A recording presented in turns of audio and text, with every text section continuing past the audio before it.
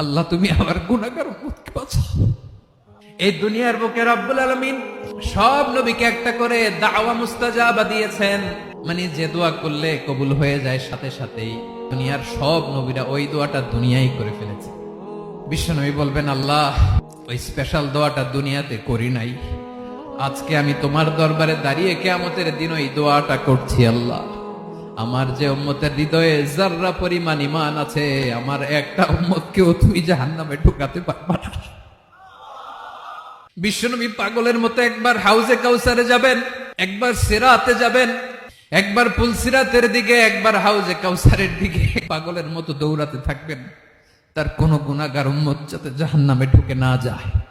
উম্মতি বিশ্বনবী আমার জন্য কাঁদবেন, আপনার জন্য কাঁদবেন, আমাদের জন্য সেদিন কেঁদে কেঁদে জাহান্নামের দরজায় দাঁড়িয়ে আমাদেরকে টেনে টেনে জান্নাতে ঢুকাবেন।